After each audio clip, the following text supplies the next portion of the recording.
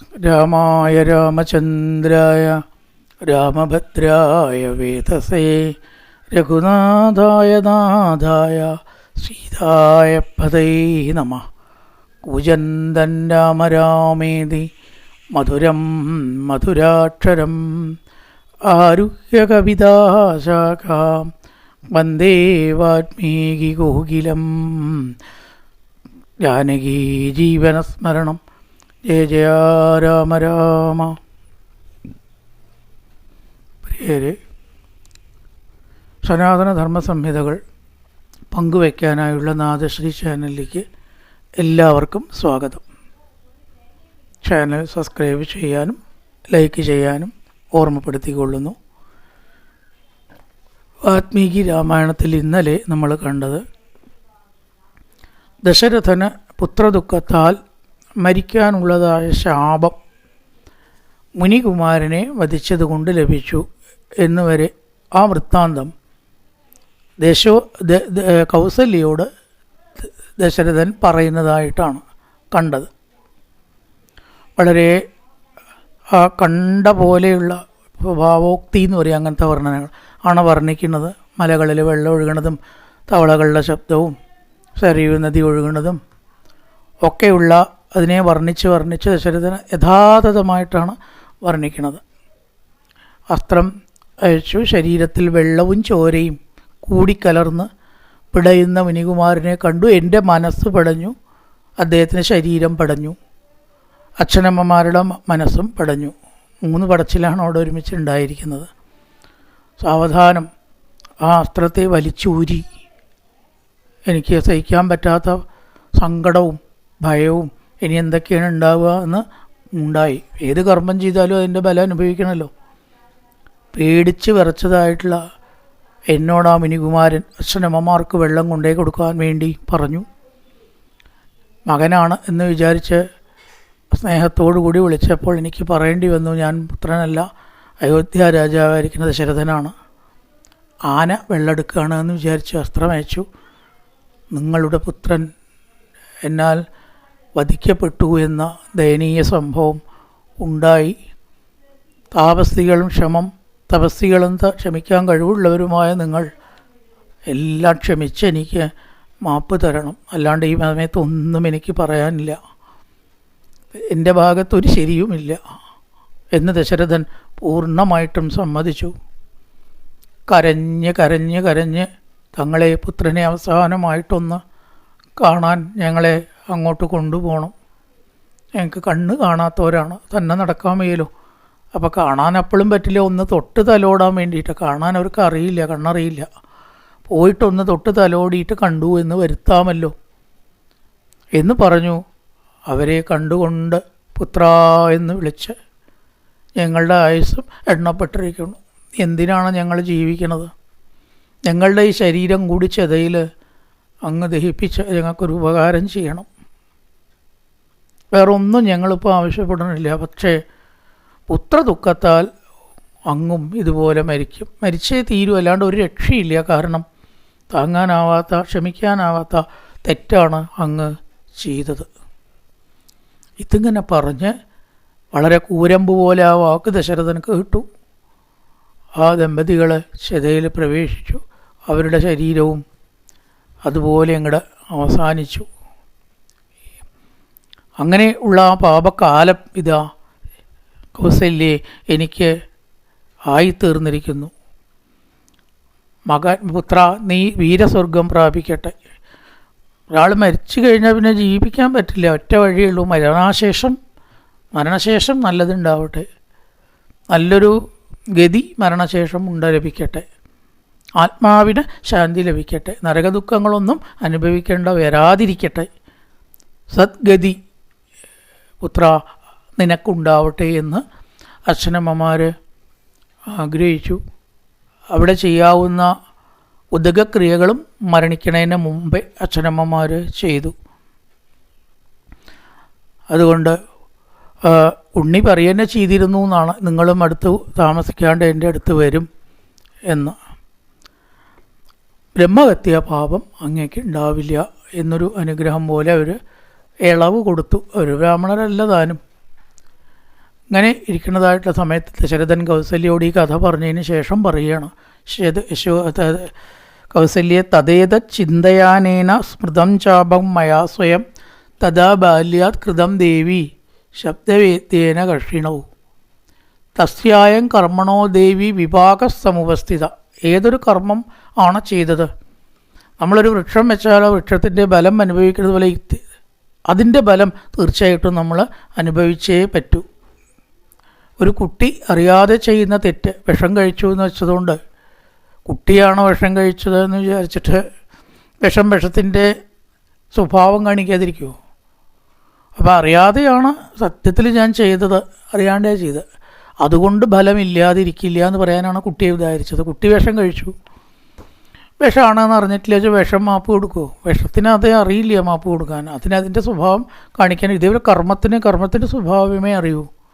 ആര് ചെയ്തു, എങ്ങനെ ചെയ്തു, അത് യഥാർത്ഥത്തിൽ അത് നോക്കിയിട്ടൊന്നും പറ്റില്ല എന്നർത്ഥം. അറിയാണ്ടാണോ ചെയ്തത്, അറിഞ്ഞിട്ടാണോ ചെയ്തത്, ആ ഫലം എനിക്ക് അനുഭവിക്കേണ്ടി വന്നു എന്ന് പറയുകയാണ്. യതഹം പുത്രശോകേന സന്ധ്യക്ഷ്യാമ്യത്തെ ജീവിതം ചട്ടുർഭ്യാം ത്വാന്ന പശ്യാമി കൗസല്യേ സാധുമാൻ സ്പൃശേ. എനിക്കെന്തായാലും ഇനി അധികമില്ല, ഉറപ്പായിരിക്കണം ആ കാര്യം. എത്ര നിമിഷമുണ്ടെന്ന് മാത്രമേ ഉള്ളൂ. എൻ്റെ കണ്ണ് ദാ മങ്ങുണു. മരണലക്ഷണം ഉണ്ടാകുമ്പോൾ കണ്ണ് മങ്ങും എന്നാണ്. കണ്ണ് മങ്കായ സീത ശ്ലോകത്തിൽ കണ്ണ് മങ്ങ് ജിന്മായാൻ ദിശി എന്ന് പറയുന്നുണ്ട്. കണ്ണ് മങ്ങലുണ്ടാവും, കാണില്ല. ബുദ്ധിക്ക് ഓർമ്മ ശരിയായിട്ടുണ്ടാവില്ല, കണ്ണ് മങ്ങുന്നു. നീ എന്നെ ഒന്ന് സ്പർശിക്കൂ, എന്നാൽ മാത്രമേ എനിക്ക് നീ ഉണ്ട് എന്നുള്ളൊരു അറിവുണ്ടാവുള്ളൂ. കണ്ടിട്ട് അറിയാൻ കണ്ണ് ദാ മങ്ങുകയാണ് എന്ന് പറയുകയാണ്. അതുകൊണ്ട് എനിക്ക് വേറെ അധികം താമസിയാണ്ട് ഞാൻ പ്രാണനെ വേർപെടും സമയം ഏകദേശമായി എന്ന് തന്നെ എനിക്ക് തോന്നുന്നു. പക്ഷേ ഇപ്പോഴും എന്നെ അലട്ടിക്കൊണ്ടിരിക്കുന്ന ഒരു പ്രശ്നം, ഞാൻ രാമനോട് ചെയ്തത് വലിയ തെറ്റാണ്. ഏതന്മേ അസദൃശം ദേവി പറയണം. കൗസല്യേ എന്നാണ് നോമ്പിൽ വരണത്. കൗസല്യേ അല്ല, യശോദ എന്നല്ല നോമ്പിൽ വരണത്. കൗസല്യേ, ഞാൻ രാമനോട് ചെയ്തത് ഒരിക്കലും ശരിയായില്ല. അസദൃശം, ശരിയാവാത്ത പ്രവൃത്തിയാണ്. എന്നാലോ രാമൻ എന്നോട് ചെയ്തത് സദൃശമാണ്, ഉചിതമായ പ്രവൃത്തി. ആരെങ്കിലും രാമനെ കുറ്റം പറയുമോ? അതുകൊണ്ട് രാമൻ ചെയ്തത് സദൃശമായി, ഞാൻ ചെയ്ത അസദൃശമായി. ഏതന്മേ അസദൃശം ദേവി എന്മയാ രാഘവേ കൃതം. രാഘവനായി ചെയ്യപ്പെട്ടത് അദൃശം, ഒട്ടും ഉചിതമല്ല. സദൃശം തത്വതസ്സേവ, അവൻ്റെ എന്നോടുള്ളത് സദൃശമാണ്, ഉചിതമാണ്, എല്ലാവരും പ്രശംസിക്കുന്നതാണ്. ഞാനായി മോശക്കാരൻ. എത്ര തെറ്റ് ചെയ്താലും ഒരു പുത്രനെ അച്ഛൻ ത്യജിക്കാറുണ്ടോ കൗസല്യേ? ഈ പേരുദോഷം എങ്ങനെ ഈ ലോകത്തു നിന്ന് എനിക്ക് മാച്ച് കളയാൻ പറ്റും? ഇപ്പോൾ രാമൻ ഇവിടെ വരികയാണെങ്കിൽ ഞാൻ ചിലപ്പോൾ ജീവിക്കും. ഈ ലോകത്തിലത്തെ ഒരു മരുന്നുമല്ല എന്നെ ഇനി ജീവിപ്പിക്കാൻ വേണ്ടത്. എന്തൊക്കെ മരുന്ന് ഡോസ് നോക്കി കഴിച്ചിട്ടും ഒരു കാര്യവുമില്ല. രാമൻ ഇവിടെ വന്നാൽ ഒരു പക്ഷേ ഞാൻ ജീവിക്കും. പക്ഷെ അത് അസാധ്യമല്ലേ? ആ രാമൻ ഉണ്ടെങ്കിൽ ഒരു പക്ഷേ ഞാൻ ഒന്നെന്നെ തൊട്ടാൽ, സ്പർശിച്ചാൽ ഒരു പക്ഷേ ഞാൻ ജീവിച്ചിരിക്കും. യതിമാം സംസ്പൃശേ രാമ സഹൃദത്യലഭേദവാ പറയണ ധനം വാ യൗവരാജ്യം വാ ജീവേയം ഇതിമേ മതി. ഞാൻ ജീവിച്ചേക്കും. ഈ രാജ്യത്തെ രാമൻ എടുക്കുകയാണെങ്കിൽ ഇപ്പോൾ ഒരു പക്ഷേ എൻ്റെ നഷ്ടപ്പെടാൻ പോകുന്ന, അധികം താമസിയാതെ നഷ്ടപ്പെടാൻ പോകുന്ന ജീവൻ അവിടെ നിന്നു എന്ന് വരും എന്ന് അത്രത്തോളം ഈ മരണകാരണം ഇത് തന്നെയാണെന്ന് ഉറപ്പിക്കുകയാണ്. ഇതാ പ്രാണൻ വറ്റുന്നു, ശരീരം വരളുന്നു, കുണ്ടലധാരിയായിട്ടുള്ള രാമാന്ന് വീണ്ടും വീണ്ടും വിളിക്കുകയാണ്. മുഖം രക്ഷന്തി രാമസ്യ വർഷേ പഞ്ചദശേ പുന. 14 കൊല്ലം കഴിഞ്ഞിട്ട് ആർക്കൊക്കെ രാമനെ കാണാൻ പറ്റുമോ അവരുടെ ഭാഗ്യം. ഞാൻ എന്തായാലും ഉണ്ടാവില്ല, ഞാൻ ഉണ്ടാവില്ല. വേറെ പലരും ഉണ്ടാവുമെങ്കിൽ അവരുടെ ഭാഗ്യം എന്നല്ലാണ്ട് എനിക്കത് കാണാനുള്ള ഭാഗ്യം ഉണ്ടാവില്ല എന്ന് പറയണം. തന്യാ ദക്ഷന്തി രാമസ്യ താരാധിപസമം മുഖം. ചന്ദ്രസമാനമായിട്ടുള്ള ആ മുഖം കാണാൻ ഞാനുണ്ടാവില്ല. വേറെ ആരൊക്കെ ഉണ്ടോ അവരുടെയൊക്കെ ഭാഗ്യം ഭാഗ്യം എന്ന് മാത്രമേ ഇപ്പോൾ എനിക്ക് പറയാനുള്ളൂ. ആ കാണുന്നവരുടെ ഭാഗ്യം, മനോഹരമായിട്ടുള്ള കുണ്ടലങ്ങൾ ധരിച്ചതായിട്ടുള്ള ചാരുശുഭ കുണ്ടലം. നതേ മനുഷ്യ ദേവാസ്ത്രേ ദേവാർത്തേ ഏ ചാരു ശുഭകുണ്ടലം, ശുഭങ്ങളായിട്ടുള്ള ആ കുണ്ടലങ്ങളൊന്ന് കാണാൻ എനിക്ക് സാധിക്കുന്നില്ലല്ലോ. രാമാ രാമാ എന്നങ്ങനെ ഉറക്ക വിളിച്ചുകൊണ്ട് അർദ്ധരാത്രി ആയപ്പോഴേക്കും പ്രാണൻ വെടിയുകയാണ് എന്ന് പറയാണ്. എണ്ണ തീർന്ന വിളക്ക് പോലെ ഇന്ദ്രിയങ്ങൾ നിശ്ചലമായി രാമ രാമ എന്ന് വിളിക്കുന്നൊരു ഭാഗ്യം കിട്ടി. മരിക്കുമ്പോൾ അത് വിളിക്കാനും വേണ്ടേ ഒരു ഭാഗ്യം. ഹാ രാമ ഹാ മഹാബാഹോ ഹാ മമായാസനാശന, എനിക്ക് ആശ്വാസം നൽകുന്ന, എൻ്റെ ദുഃഖത്തിന് ആശ്വാസത്തെ കുറച്ചെങ്കിലും നൽകുന്ന ഹാ മമ ആയാസനാശന, മമ ആയാസം ദുഃഖം, അതിനെ ഇല്ലാണ്ടാക്കുകയാണ് അശന വാക്ക് സൂചിപ്പിക്കുന്നത്.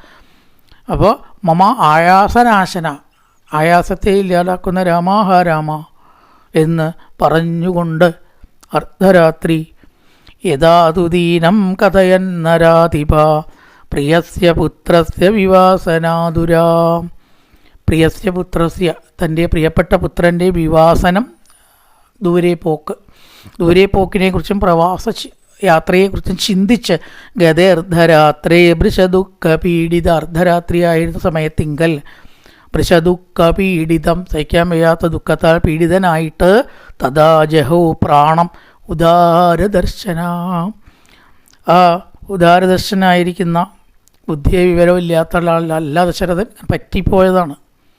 ഉദാരദർശനായിരിക്കുന്ന ദശരഥ രാജാവ് പ്രാണനെ വെടിഞ്ഞു. ആ സർഗത്തിൽ ദശരഥൻ്റെ ചരമത്തിനെ അങ്ങോട്ട് വർണ്ണിച്ചു ഓർപ്പിച്ചു.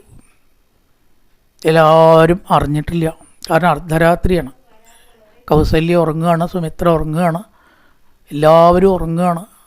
ആരും ഈ മരണത്തെക്കുറിച്ച് പ്രഭാതത്തിൽ അറിയാതെ എന്തെല്ലാം ചെയ്തു, സാധാരണ ചെയ്തതൊക്കെ ചെയ്തു.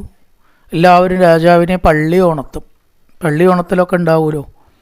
സൂത പരമസംസ്കാര മാഗതാച്ചോത്തം ശ്രുത, തമന്മാരായിരിക്കുന്ന സൂതന്മാർ, സ്തുതിപാഠകന്മാർ, വാഴ്ത്തുപാട്ട് ദശരഥൻ നാൾ വിജയിക്കട്ടെ, ഇന്ന കാര്യങ്ങൾ ചെയ്ത രാജാവ് വിജയിക്കട്ടെ, ആപദാനങ്ങളൊക്കെ ഇങ്ങനെ വാഴ്ത്തൽ പതിവുണ്ട്. കാരണം അവർ അറിഞ്ഞിട്ടില്ല. ഗായക ശുതിശീലാച്ച, അവരുടെ ശീലത്തിനനുസരിച്ചിട്ട് ദശരഥ മഹാരാജാവിനെ വാഴ്ത്തി രാജാനം തുവതാം തേഷാം ഉദാരാഭിഹിതാശിഷാം പ്രാസാദഭോഗ വിസ്തീർണ സ്തുതിശബ്ദോ വ്യവർദ്ധതാം, ആ സ്തുതിശബ്ദങ്ങളെ കൊണ്ട് രാജകൊട്ടാരം മുഴുവൻ അങ്ങനെ മുഴങ്ങി. അങ്ങനെ മരണത്തെ അറിയാത്ത രീതിയിലാണ് ദിവസം തുടങ്ങുക. അവരറിഞ്ഞിട്ടില്ലല്ലോ ഇതൊന്നും. ആ ദിവസങ്ങൾ സാധാരണ പോലെ തുടങ്ങി. പക്ഷികളും ഈ വക ശബ്ദങ്ങൾ, കുറച്ച് ചില വാദ്യങ്ങളും ഉണ്ടാവും. ഈ കൊട്ടൊക്കെ കേട്ടപ്പോൾ പക്ഷികൾ ശബ്ദിച്ചിട്ട് ഉണർന്നു, അവരും ഉറങ്ങുകയാണ്. അവർ ഉണർന്നു എന്ന് പറയുകയാണ്. തേന ശബ്ദേന വിഹഗ, വിഹഗം എന്ന് പറഞ്ഞാൽ പക്ഷി, വിഹഗ പ്രതിബുദ്ധ വിസസ്വന, അവരുടെയൊക്കെ ശബ്ദങ്ങളുണ്ടാക്കി പക്ഷികൾ ശബ്ദകൂചനങ്ങൾ ചെയ്ത് ശാഖാസ്ത പഞ്ചരസ്താച്ച, അതായത് കൊമ്പുകളിലൊക്കെ ഇരുന്നു കൊണ്ട് കലമ്പൽ കൂട്ടുക, പക്ഷികൾ ചിലയ്ക്കുക നമ്മൾ പറയേണ്ട കലമ്പൽ കൂട്ടിക്കൊണ്ട് ഇരുന്നു. ആരും അറിയാത്തത് കാരണം വീണ മുതലായിട്ടുള്ള വാദ്യങ്ങളും അവിടെ ശബ്ദിക്കപ്പെട്ടു. പുണ്യശബ്ദാച്ച വീണാനാം ചാഭിനിസ്വന, വീണകളുടെയും വാദ്യങ്ങളുടെയും തമ്പുരു മുതലായിട്ടതിൻ്റെയൊക്കെ ശബ്ദങ്ങളും അവിടെ ഉണ്ടായി. സ്ത്രീകളുണ്ട്, പുരുഷന്മാരുണ്ട്, എല്ലാവരും വന്നു ചേർന്നു രാജാവിനെ പള്ളി ഉണർത്താനും വാഴ്ത്തർക്ക്. ആ വർണ്ണന എന്താ വെച്ചാൽ യഥാർത്ഥമായിട്ട് വർണ്ണിക്കുകയാണ്. തീർത്ഥം കൊണ്ട് ദശരഥൻ മരിച്ചു എന്ന് പറയില്ല, ആൾക്കാരൊക്കെ അറിഞ്ഞു കരഞ്ഞു എന്നല്ല പറയണം. അതിൻ്റെ ഇടയിൽ കുറേ സംഭവങ്ങളുണ്ട്, അറിയാത്ത സംഭവങ്ങൾ, മരണം അറിയാത്ത അതൊക്കെ വർണ്ണിക്കാതെ. അങ്ങനെയാണ് ഈ രാമായണത്തിൻ്റെ, വാൽമീകി രാമായണത്തിൻ്റെ ഒരു പ്രത്യേകത. എന്നിട്ടാണ് മരണം കണ്ടു എന്ന് വരുന്നത്. മരണം കാണാത്തതിനെയൊക്കെ വർണ്ണിക്കുക, അറിയാത്തത് അറിഞ്ഞിട്ടേ ഇല്ല അവർ. അങ്ങനെയാണ് സ്റ്റെപ്പ് ബൈ സ്റ്റെപ്പാണ് വർണ്ണനാന്ന് നമുക്ക് നോക്കിയാൽ കാണാം. വാൽമീകി രാമായണത്തിൻ്റെ പ്രത്യേകത അതാണ്.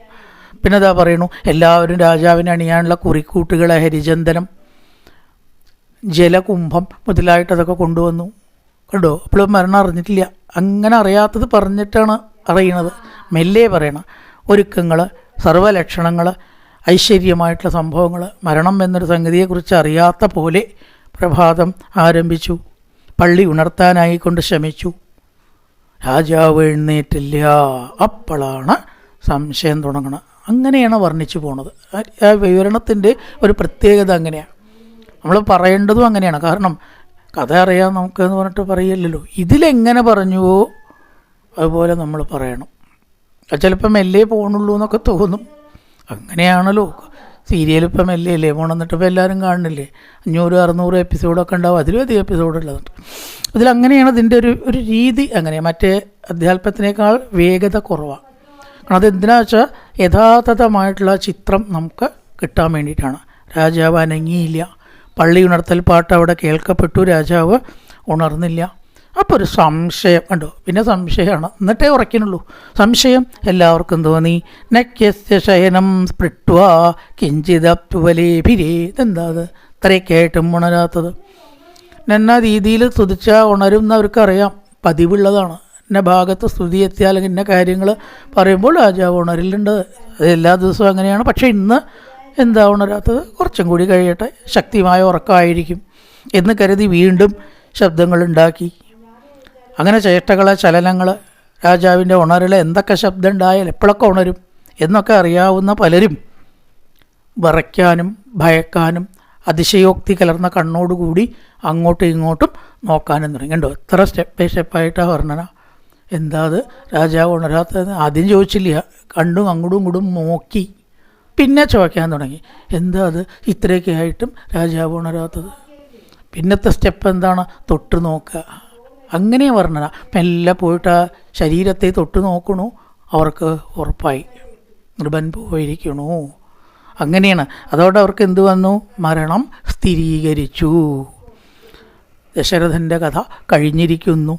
അതസ്സംവേപമാനാനാം ത്രീണാം ദൃഷ്ട്വാച പാർത്ഥിവം എത്തദാശങ്കിതം പാപം തഥാ ജജ്ഞേന വിനിശ്ചയ.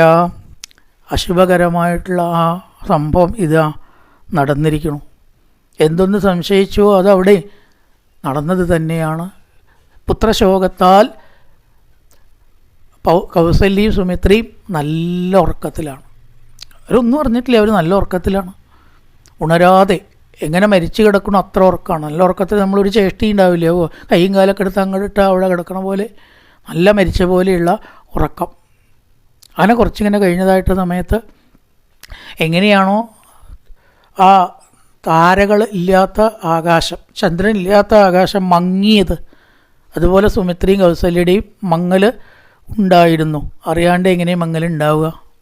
അവിടെ അങ്ങനെ ഒരു ചോദ്യമുണ്ട്. അവരറിഞ്ഞില്ല. അതെന്താ വെച്ചാൽ അതിനെ സ്വഭാവോക്തി വർണ്ണനയാണത്. നമുക്ക് ഇപ്പോൾ ഒരാൾ മരിച്ചാൽ ആ മരിച്ച ആളുടെ മുഖത്ത് ഒരു ചെറിയൊരു വാട്ടം നമുക്ക് തോന്നുന്നത്രേ. എനിക്കൊക്കെ തോന്നിയിട്ടുണ്ടോ? നിങ്ങൾക്ക് തോന്നിയിട്ടുണ്ടോ അറിയില്ല. പക്ഷേ ഈ ഫോട്ടോന് മങ്ങൽ വരണോ? അതിന് മുമ്പ് എടുത്ത് വെച്ച ഫോട്ടോ ആണ്. പലർക്കും ഇങ്ങനെ തോന്നാറുണ്ട് എന്നാണ് പറയണത്. എനിക്ക് മാത്രമല്ല, ഞാൻ തോന്നാറുണ്ട്, പലർക്കും അങ്ങനെ തോന്നാറുണ്ട്. അത് പറയുമ്പോഴാണ് നമുക്ക് ശരിയാണല്ലോ എന്ന് തോന്നണത്. മരിച്ചിട്ടില്ലെന്ന് ആ ഫോട്ടോ അറിഞ്ഞിട്ടില്ലല്ലോ, മരിച്ചത് ഫോട്ടോ അതിന് മുമ്പ് എടുത്തതാണ്. അപ്പം അതുപോലെ ഇവിടെ കൗസല്യയും സുമിത്രയും അറിഞ്ഞില്ലെങ്കിലും നമ്മൾ പറയണത് നസ്മ വിഭ്രാജത്തെ, അവർ പ്രകാശിക്കുന്നില്ല, അവരറിഞ്ഞിട്ടില്ല. എന്നിട്ട് പിന്നെ പ്രകാശിക്കാതിരിക്കണോ? അത് നമ്മുടെ മനസ്സിൻ്റെ ഭാവമാണ്, അല്ലാണ്ട് അവർക്കത് അറിഞ്ഞിട്ടില്ല. പക്ഷെ നോക്കണവർക്ക് തോന്നി അവരുടെ കാര്യം കഷ്ടായല്ലോ. വിധവകളായ, പഴയ സമയത്ത് വിധവകളാവുക എന്ന് പറഞ്ഞാൽ ഏറ്റവും അമംഗളമായിട്ടുള്ളതും ദുഃഖകരമായിട്ടുള്ളതായൊരു സംഭവമാണ് ഒരാൾ വിധവയാവുക എന്ന് പറഞ്ഞാൽ. അത് ഈ നോക്കണവർക്ക് തോന്നിയതാണ് സത്യത്തിൽ, അല്ലാണ്ട് അവരറിഞ്ഞിട്ടില്ലല്ലോ. അതാണ് അവിടെ പറഞ്ഞാൽ നസ്മ വിഭ്രാജതേ ദേവി ശോകാശു ലളിതാനന. ഇവരെല്ലാവരും നോക്കിയപ്പോൾ അവർക്ക് തോന്നി വളരെയധികം ദുഃഖത്താൽ മങ്ങിയ ശോഭയോട് കൂടിയിട്ട് ഒരു പ്രകാശവും ഇല്ലാതെ ഉറങ്ങിക്കിടക്കുന്ന ദേവിയെയും നൃപരെയും കണ്ട് അവരെല്ലാം ഒരു നിമിഷത്തിൽ കൗസല്യയും സുമിത്രയും മരിച്ചു എന്ന് ചിന്തിച്ചു. അവർ ഉണർന്നിട്ടില്ല, അവരുടെ മുഖത്തും ശോഭ നഷ്ടപ്പെട്ടിരിക്കുന്നു. ചിലർ മരിക്കുന്നതിൻ്റെ മുമ്പേ തന്നെ ഒരു ശോഭയുടെ നഷ്ടം ഉണ്ടാവും എന്നാണ് ചില ആൾക്കാർ പറഞ്ഞിട്ടുണ്ട്. അല്ലെങ്കിലും കുറച്ച് ദിവസമായിട്ട് ഞാൻ ശ്രദ്ധിക്കുന്നുണ്ട് കേട്ടോ, അയാളുടെ മുഖത്ത് എന്തോ ഒരു അമംഗളം. നമുക്ക് പല കാര്യത്തിലും അങ്ങനെ തോന്നലുണ്ട്. മരിച്ചിട്ടില്ല, പക്ഷേ അത് നേരത്തെ ലക്ഷണങ്ങൾ ചിലതൊക്കെ കാണിച്ചു തുടങ്ങും എന്ന് പറയുകയാണ്. അങ്ങനെ കുറച്ച് കഴിഞ്ഞപ്പോൾ അതാ കൗസല്യ കണ്ണു തുറന്നു, സുമിത്ര കണ്ണു തുറന്നു.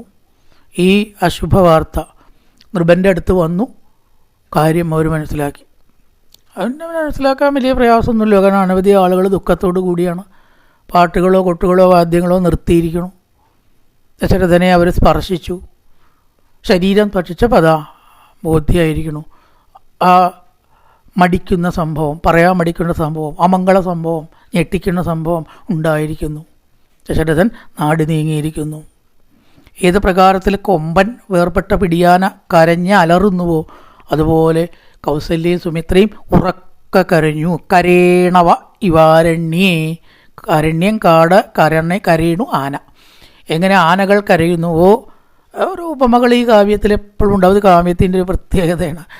ആനകൾ അലറിക്കരയുന്നത് പോലെ ഉറക്കെ ഇവർ കരഞ്ഞു.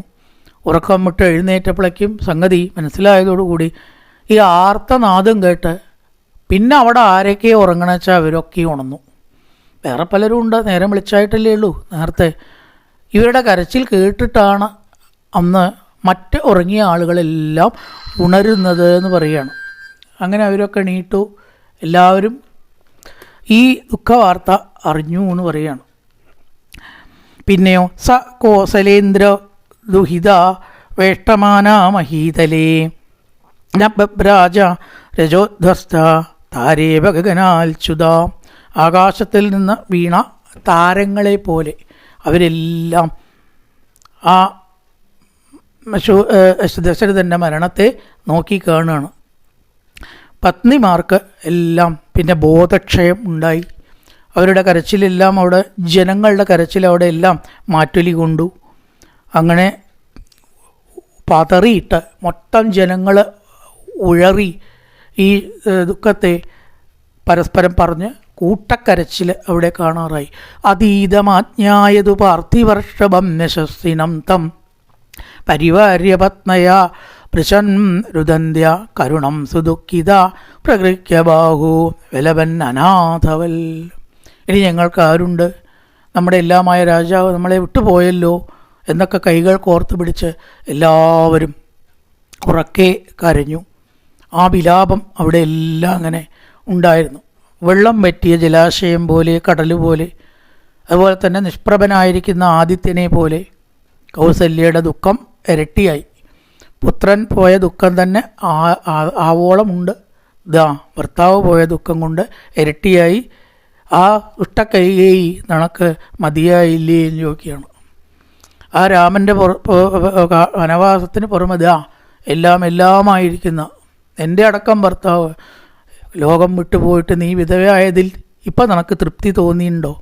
മതിയായില്ലേ നിൻ്റെ ക്രൂരത അനുഭവിക്കണം, നീ അടക്കം അനുഭവിക്കണം, ഞാനും അനുഭവിക്കന്നെ. എന്ത് ജീവിതമാണ് ഇനി ഉള്ളത്? സ്വാഭാവികമായിട്ടുള്ള കരച്ചിലാണത്. ഇനി എന്തിനാണ് ജീവിതം? മമ വിഭദേസ അർത്ഥഹീനേവനാഹം ജീവിതമുത്സഹേ. ഇനി ഞാൻ ജീവിക്കാൻ ആഗ്രഹിക്കുന്നില്ല, എൻ്റെ എല്ലാം കഴിഞ്ഞിരിക്കണം. അതായത് ആ യഥാർത്ഥത്തിലുള്ളതായ സ്നേഹം വരുന്ന സമയം എന്താവുമ്പോൾ, ഭർത്താവ് മരിച്ചാൽ പിന്നെ ഭാര്യയ്ക്ക് ഒരു നല്ലൊരു ജീവിതം ഉണ്ടാവില്ല എന്നാണ്. തിരിച്ചും അത് യഥാർത്ഥ ബന്ധം ഒരുവിധം കുറച്ചൊക്കെ ശരിയല്ലാത്ത ബന്ധങ്ങളിലും കൂടി ഉണ്ടാവും. അല്ലെങ്കിൽ അത്രത്തോളം വെറുപ്പുണ്ടാവണം, എന്നാൽ പിന്നെ മരിച്ചാൽ നമുക്ക് ഉണ്ടാവില്ല എന്നല്ലോ. ഉച്ചക്ക് വെറുപ്പ് ശരിയല്ലാത്ത ഭാവത്തിലുള്ള ജീവിതത്തിൽ പോലും ഈ ഭാര്യ ഭർത്തൃ ബന്ധം എന്ന് പറയുന്നത് അങ്ങനെയാണ്. അതിൻ്റെ അഭാവത്തിലാണ് അതിൻ്റെ ആ ഒരു ദാർഢ്യം അറിയാം. എത്രയോ ആൾക്കാരുണ്ടല്ലോ നമുക്ക് ജീവിതത്തിൽ നോക്കിയാൽ തന്നെ അറിയാം. ഒരാൾ പോയതോടുകൂടി മറ്റാളുടെ എല്ലാം പോയി, ചെറുതായിട്ടൊരു ജീവിതം, ജീവനുണ്ട്, അത്രയേ ഉള്ളൂ എന്ന രീതിയിൽ. അപ്പോൾ ആ ഒരു അവസ്ഥ, ഇനി എന്താണ് ജീവിതം എന്ന് അവർക്ക് തോന്നി. അപ്പോൾ ഒരു ഇത് പോയി കഴിഞ്ഞാൽ പിന്നെ മറ്റാൾക്ക് ജീവിതം ഇല്ല. ഇത്ര ക്രൂരത ഈ കൈകേയിക്കല്ലാതെ ഒരാൾക്കും സാധിക്കില്ല. ഒരു കൂനി വന്നിട്ട് എന്തെങ്കിലും പറഞ്ഞു, ആ കൂനി ആണ് അതിനൊക്കെ കാരണം. അവർ ഈ കൊട്ടാരത്തെ നശിപ്പിച്ചു, ദശരഥനെ നശിപ്പിച്ചു, ഞങ്ങളെ നശിപ്പിച്ചു, നാടിനെ നശിപ്പിച്ചു. ആ ഒരൊറ്റ കൂനി കാരണം എത്ര പേർക്കാണ് ദുഃഖം ഉണ്ടായത്. കണ്ടോ, എല്ലാം കഴിഞ്ഞ് വിലപ്പെട്ട ജീവൻ ഇതാ നഷ്ടപ്പെട്ടിരിക്കുന്നു. വിലപ്പെട്ട ജീവൻ നഷ്ടപ്പെട്ടിരിക്കുന്നു രാജാവിൻ്റെ. ഇതിലധികം ഇനി എന്താണ് സംഭവിക്കാനുള്ളത്? ആ രാമൻ ഇതൊന്നും അറിഞ്ഞിട്ടില്ല. ഞാൻ വിധവയായതോ, ജീവൻ്റെ ജീവനായിരിക്കുന്ന അച്ഛൻ എന്ന് പറഞ്ഞാൽ എല്ലാവർക്കും, രാമനായാലും ഭരതനായാലേ ആദ്യം വന്നിട്ട് അച്ഛനെ എവിടെയെന്നാണ് ചോദിക്കണേ. വരാൻ പോണേ ഉള്ളൂ ഭരതൻ്റെ ഭാഗം. എന്നിട്ട് അച്ഛനെ മരണത്തിന് കാരണമായി എന്ന് പറയുമ്പോൾ ഒരു ദേഷ്യമുണ്ട് അമ്മോട്. ദുഷ്ടയെ, നിശാചരി, രാക്ഷസി, ഭർത്താവിനെ കൊന്ന ദുഷ്ടയെ, ഞാൻ നിൻ്റെ മകനല്ല, നീ എൻ്റെ അമ്മയല്ല. അപ്പോൾ ആ സ്നേഹമുള്ള മക്കളാണ്. അവരാരും അച്ഛൻ പോയത് അറിഞ്ഞിട്ടില്ല. ദുഃഖത്തോടു കൂടി കൗസല്യ ചിന്തിക്കുകയാണ്, പാവം ആ പുത്രൻ അറിഞ്ഞിട്ടില്ലല്ലോ. ആ സീതയും കാട്ടിൽ എത്ര വിഷമിച്ചിട്ടാവും കഴിച്ചു കൂട്ടുണ്ടാവുക. മൃഗങ്ങളുടെ അലച്ചിലും സിംഹത്തിൻ്റെ ഗർജനവും കേൾക്കുമ്പോൾ അവൾ ഭയന്ന് രാമനെ ആശ്രയിക്കുന്നുണ്ടാവും. രാമാന്ന് പറഞ്ഞ് മാറിൽ ചേർന്ന് നിൽക്കുന്നുണ്ടാവും, വിറച്ചുകൊണ്ട് പേടിച്ചിട്ട്. അതിനൊക്കെയുള്ള മനസ്സുറപ്പേ ആ കുട്ടിക്കുള്ളൂ എന്നൊക്കെ കൗസല്യ ചിന്തിച്ചു. മാത്രമല്ല, ദശരഥൻ പോയി കഴിഞ്ഞാൽ, അല്ലെങ്കിൽ സീതയുടെ അവസ്ഥ അറിഞ്ഞു കഴിഞ്ഞാൽ ജനക മഹാരാജാവും ദുഃഖിക്കും. മകളെ ജീവനാണ് ജനകന്, താഴത്തും തലയിലും വയ്ക്കാതെ വളർത്തിയിട്ടുള്ള അദ്ദേഹം സീത കാട്ടിലാണെന്ന് അറിഞ്ഞാൽ ദുഃഖിക്കും. സീതയുടെ ആ ഭർത്താവിൻ്റെ അച്ഛൻ ദശരഥൻ മരിച്ചു എന്ന് കേട്ടാൽ ദുഃഖം ഉണ്ടാവും. അവരൊന്നും ഇപ്പോൾ ഇത്